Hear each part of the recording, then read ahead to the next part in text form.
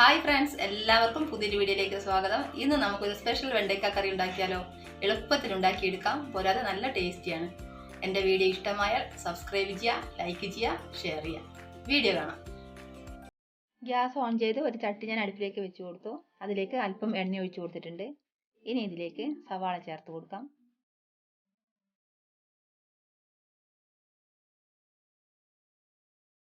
ഇതിപ്പോൾ ഒരു വലിയ സവാള ചെറുതായി അരിഞ്ഞെടുത്തതാണ്. ഇത് നന്നായിട്ടൊന്ന് ഇളക്കി കൊടുക്കാം.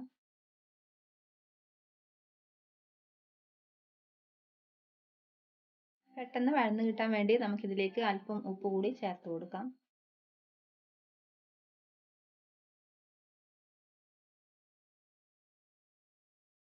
സവാള ചെറുതായിട്ട് വഴന്ന് വന്നിട്ടുണ്ട്. ഇനി ഇതിലേക്ക് ഇഞ്ചിയും വെളുത്തുള്ളിയും ചതച്ചത് കൂടി ചേർത്ത് കൊടുക്കാം. ഇഞ്ചിയും വെളുത്തുള്ളിയും ഞാൻ പേസ്റ്റ് രൂപത്തിലാക്കിയിട്ട് ഫ്രിഡ്ജിൽ സൂക്ഷിച്ച് വെക്കുകയാണ് ചെയ്യാറ്. അപ്പോൾ ഇതേപോലെ നമ്മൾ കറിയൊക്കെ ഉണ്ടാക്കുമ്പോൾ എളുപ്പത്തിൽ എടുക്കാൻ പറ്റും. ഞാൻ 3 പച്ചമുളക് കട്ട് ചെയ്ത് വെച്ചിട്ടുണ്ട്. അതുകൂടെ നമുക്ക് ഇതിലേക്ക് ചേർത്ത് കൊടുക്കാം. പിന്നെ നമുക്ക് വേണ്ടത് തക്കാളിയാണ്. 2 തക്കാളി കട്ട് ചെയ്ത് വെച്ചിട്ടുണ്ട്. അതുകൂടെ ഇതിലേക്ക് ചേർത്ത് കൊടുത്തിട്ട് നല്ലപോലെ ഒന്ന് വഴറ്റി കൊടുക്കാം.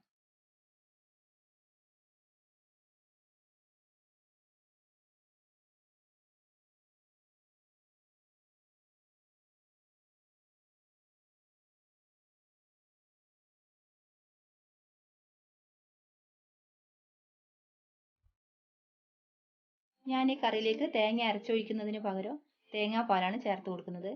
അപ്പോൾ അരമുറി തേങ്ങ ചിരകിയെടുത്തിട്ട് അതിൻ്റെ 1-ാം പാലും 2-ാം പാലും മാറ്റി വെക്കണം. അത് നമുക്ക് ലാസ്റ്റ് ഒഴിച്ചു കൊടുക്കാനുള്ളതാണ്. തക്കാളി നല്ലപോലെ വെന്തുടഞ്ഞു വന്നിട്ടുണ്ട്. ഇനി ഇതിലേക്ക് കറിവേപ്പില ചേർത്ത് കൊടുക്കും.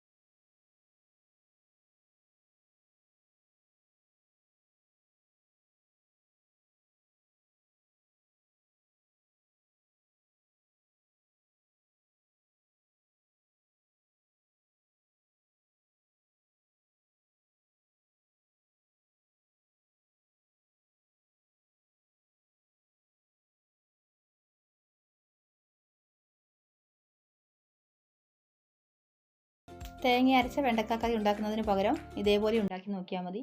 നല്ല ടേസ്റ്റാണ്. കറി ചെറുതായിട്ടൊന്ന് തിളച്ച് വന്നിട്ടുണ്ട്.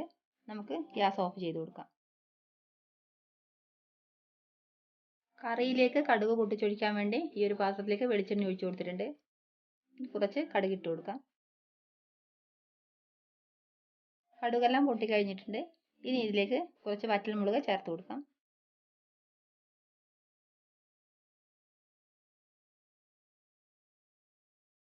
ഇത് നമുക്ക് കറിയിലേക്ക് ഒഴിച്ചു കൊടുക്കാം. അപ്പോൾ നമ്മുടെ സ്പെഷ്യൽ വെണ്ടയ്ക്ക കറി ഇവിടെ റെഡി ആയിട്ടുണ്ട്. എല്ലാവരും ഉണ്ടാക്കി നോക്കുമെന്ന വിശ്വാസത്തോടെ മറ്റൊരു അടിപൊളി റെസിപ്പിയായിട്ട് കാണാം. ബൈ.